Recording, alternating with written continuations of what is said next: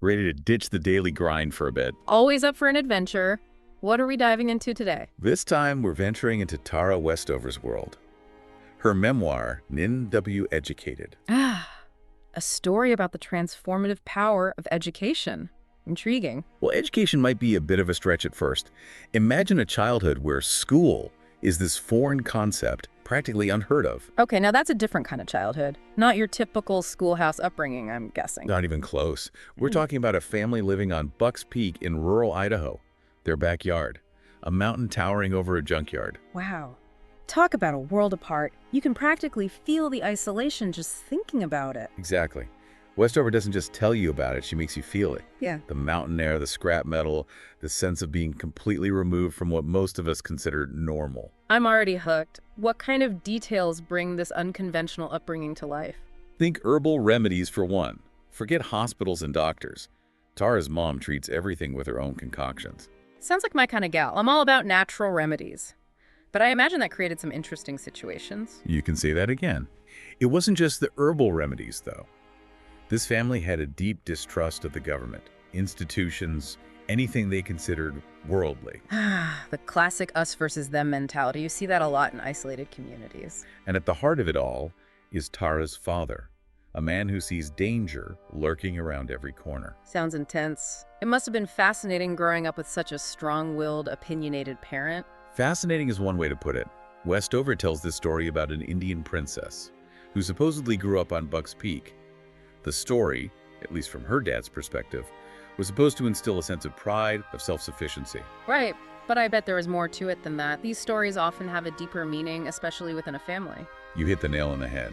It wasn't just a charming local legend. It was a way for her father to reinforce his worldview, this idea that they were better off, separate, distrustful of anything outside their mountain. Ah, I see. It's all starting to make sense. These little details, they reveal so much about the family dynamics, the power of belief. Exactly. And it's not always grand gestures or dramatic pronouncements.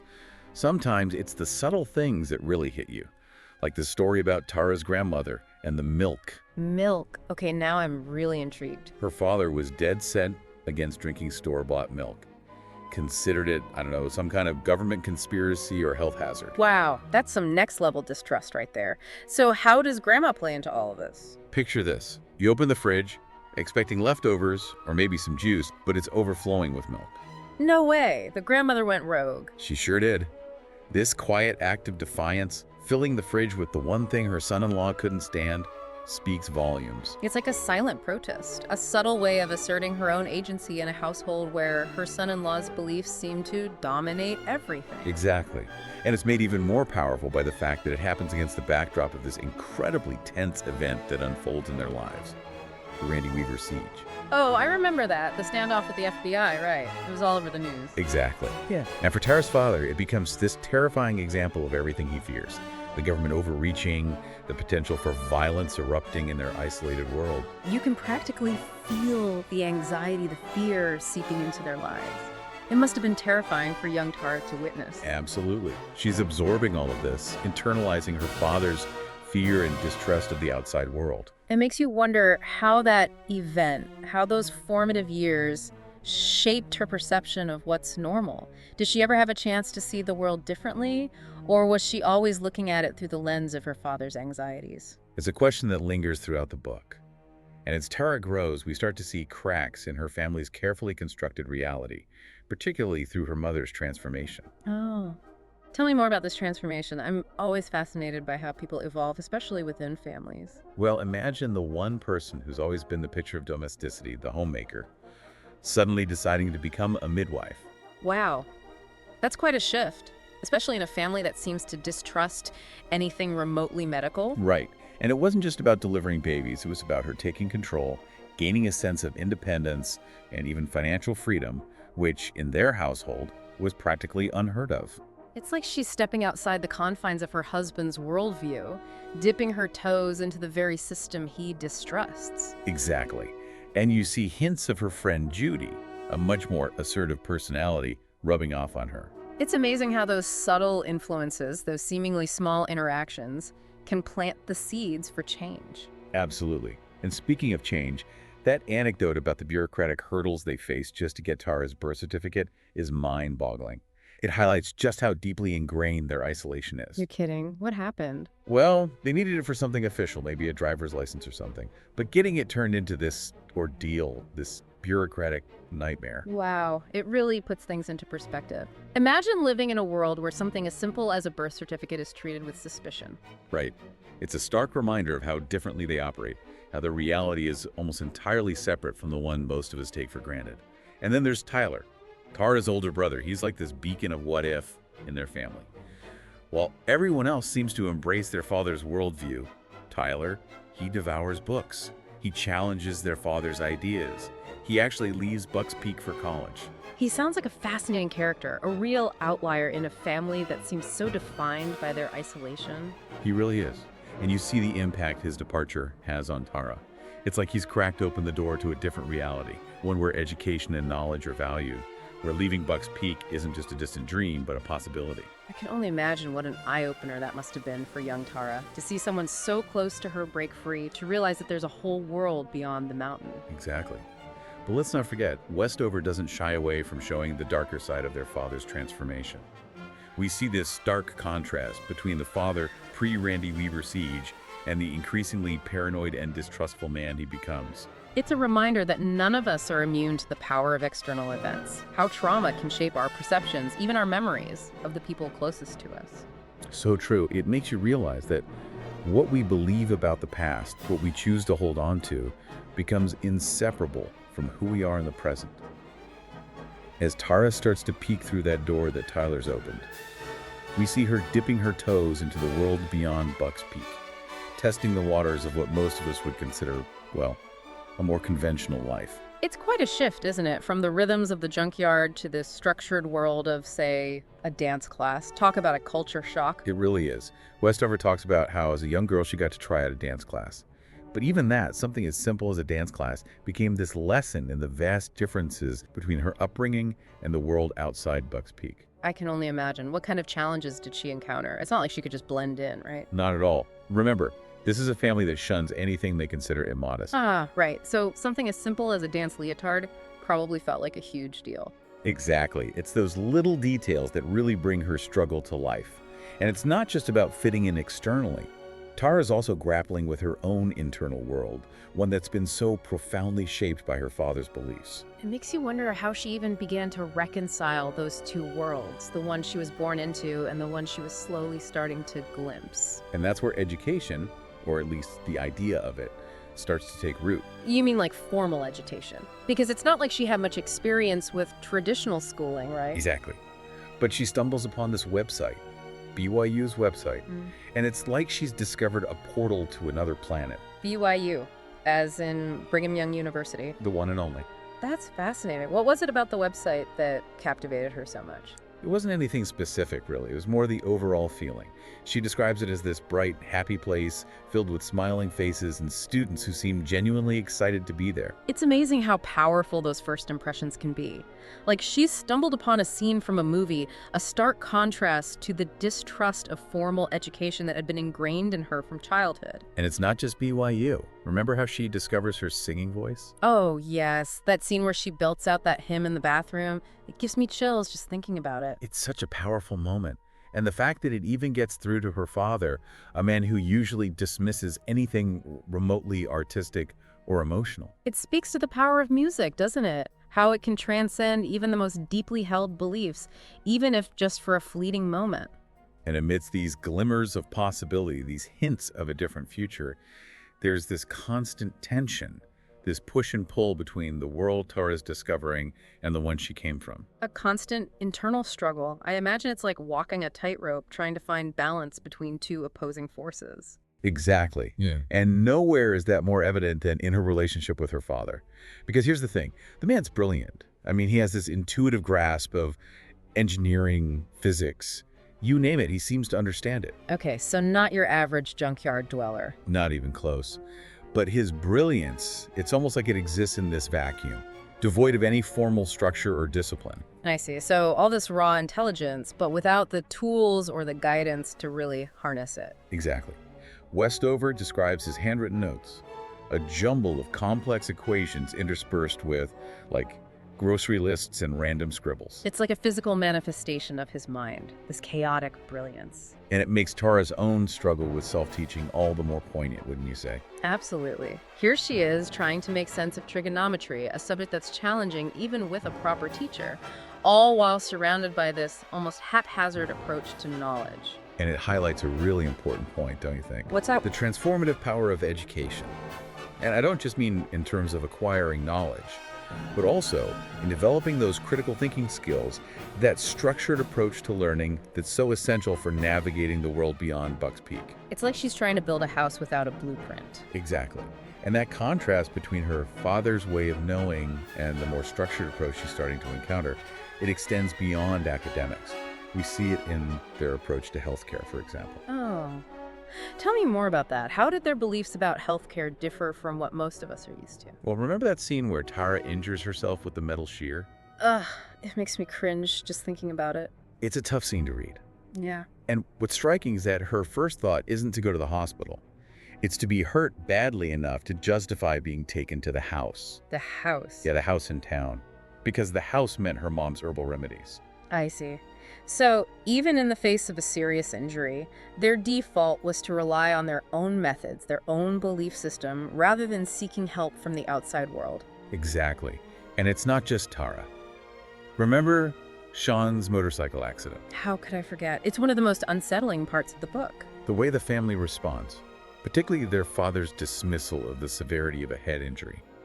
It's like their worldview prevents them from even considering the possibility of long-term consequences. It's a stark reminder that sometimes the very beliefs we cling to, the ones that are supposed to protect us, can actually end up causing harm. And tragically, we see that play out in Sean's behavior after the accident. His volatility, the aggression, like a different person emerged from that wreckage. And without proper medical attention, without addressing the potential for a traumatic brain injury, those changes, they just become more and more ingrained. It's heartbreaking. And as if things weren't complicated enough, this is also around the time that Tara first encounters the concept of mental illness. Oh, wow. That must have been a real eye-opener for her, to suddenly have a language, a framework, to potentially understand some of the things she's witnessed her whole life. Exactly. Imagine sitting in a psychology class, hearing about things like bipolar disorder, and suddenly a light bulb goes off. And not just any light bulb. It's like someone flipped on a spotlight, illuminating aspects of her family history, her father's behavior, in a whole new light. And with that spotlight comes a whole lot of questions, a lot of unsettling realizations. It makes you wonder how she even began to process all of that, the weight of those revelations. It's like the foundation of everything she thought she knew was suddenly being called into question. And it all comes to a head when she discovers information that challenges her father's narrative about a pivotal event, the Ruby Ridge incident. The standoff.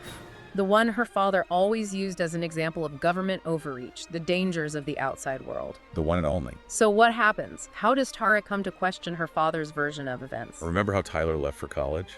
Well, that opened up a whole new world of information for Tara. Books, articles, perspectives she'd never been exposed to before. Ah, the power of independent learning. It can really shake things up, can it? To say the least. And as she digs deeper into the Ruby Ridge incident, she uncovers details that directly contradict her father's account. Details that paint a much more nuanced and frankly disturbing picture of what transpired. It's one thing to have your beliefs challenged, but to have them dismantled by evidence, by information that directly contradicts everything you've been taught, that's got to be earth-shattering. And it leads to this incredible confrontation. I mean, imagine mustering the courage to face someone like her father, someone who's always held all the power, and say, I don't believe you. Talk about a turning point. It's like she's stepping out of the shadows, claiming her own voice, her own interpretation of reality. And it's a turning point not just for Tara, but for the entire family dynamic. Because once that line is crossed, once those foundational beliefs are called into question, things can never go back to the way they were.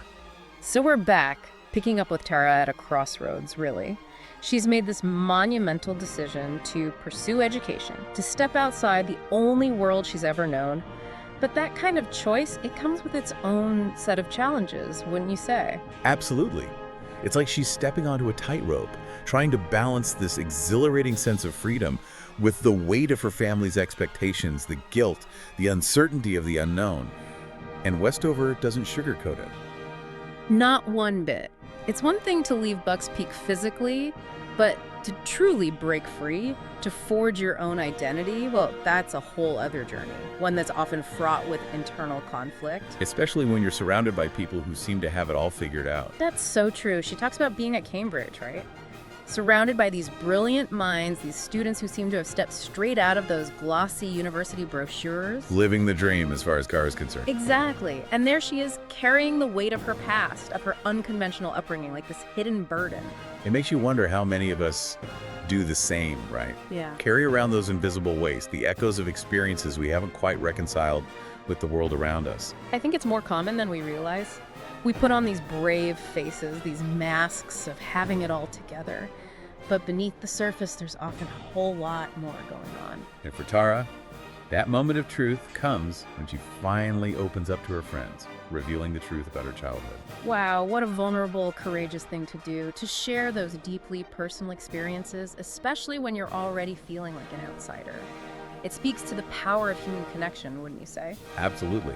Because it's in those moments of shared vulnerability, those raw, honest exchanges, that we often find the strength to keep going, to realize we're not alone in our struggles. And it's not like her journey is easy after that, right? She still faces challenges, setbacks, but there's this resilience about her, this determination to prove, maybe even to herself, that she's capable of succeeding on her own terms. And she does. I mean, think about it. She's navigating a world as foreign to her as another planet, excelling in her studies, forging new relationships, all while wrestling with the ghosts of her past. It's remarkable. It really is. But it's not without its costs. Remember that conversation she has with Dr. Carey, the one on the roof? Oh, yeah. He was the one who encouraged her to apply for that prestigious scholarship, right? That's the one. And he makes this observation about how she carries herself differently, how she seems to operate from this place of constant pressure, as if her very survival depends on her accomplishments. Oh, wow. That's heavy. Like she's internalized all that pressure, that fear of not being good enough. And maybe, in a way, she had to in order to survive her childhood. Exactly. It's a survival mechanism. And what's heartbreaking is that even though she's achieved so much, she's still carrying that burden, that fear of being found out. It speaks the lasting impact of our early experiences, how those formative years, those relationships, they stay with us, you know? They shape our self-perception in ways we might not even realize. Absolutely. And it makes Dr. Carey's words, his unwavering belief in her potential, all the more powerful. Because sometimes we need someone else to see our worth, to reflect it back to us before we can truly believe it ourselves. It's like that saying, we're all just walking around looking for someone to see the good in us. Exactly. And for Tara, those moments of affirmation, of genuine support, they're like beacons of light guiding her through some pretty dark times. And it's not just Dr. Carey. Remember Professor Steinberg? The one who calls her pure gold? It's like everyone who sees her for who she truly is, who recognizes her intelligence and resilience, they become these unexpected champions in her corner. And it's interesting, isn't it? Because she's surrounded by all these brilliant minds, these accomplished academics, but it's the ones who see beyond her past, who recognize her potential as a human being, that seem to have the most profound impact. It's a good reminder that sometimes the most valuable lessons come from unexpected sources, for those who see something in us that we haven't quite learned to see in ourselves. And speaking of lessons, that anecdote about Tara's ancestor, Anna Mathea, it really struck a chord with me. The one who left Norway generations ago to start a new life in America. That's the one. There's something so powerful about realizing you come from a long line of strong, resilient people. It's like tapping into a wellspring of strength you didn't even know you had. Exactly. And for Tara, who's trying to find her place in this new world, this connection to her heritage, to these women who dared to defy expectations, it gives her a sense of belonging, of continuity. It's a reminder that she's not just an anomaly, but part of something much bigger than herself. Precisely.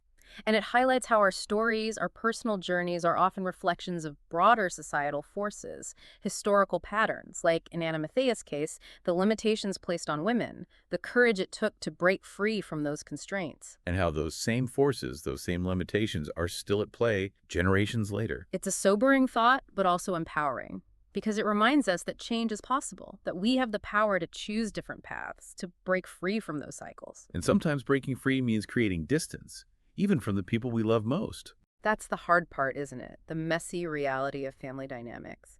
We all crave those happy endings, those heartwarming reconciliations. But sometimes the healthiest choice is to step back, to prioritize our own well-being, even if it means letting go of the hope for a picture-perfect resolution. Easier said than done, for sure.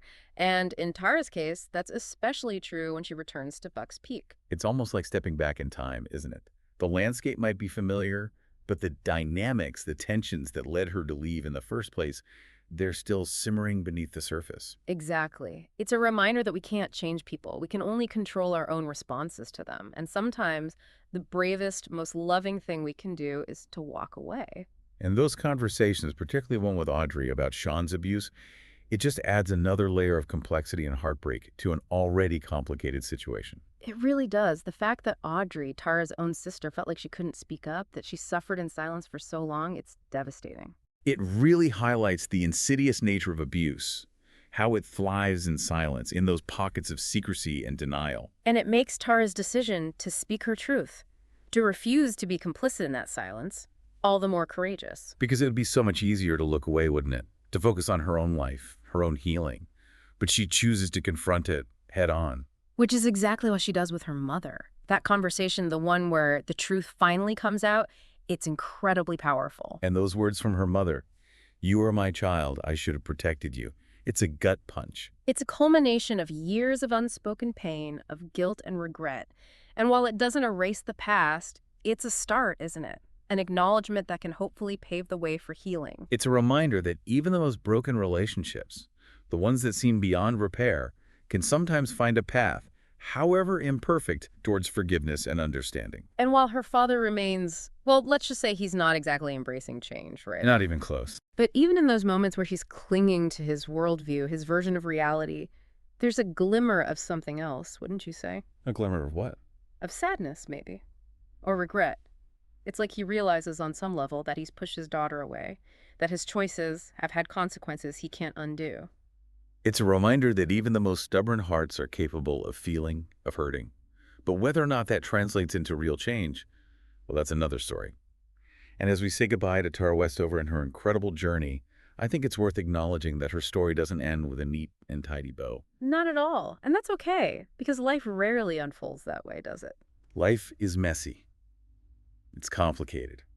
And sometimes the best we can hope for is to find moments of grace, of connection, amidst all the chaos. To learn from our experiences, to embrace the messy, imperfect beauty of it all. And to remember that even when we feel lost and alone, there's always hope.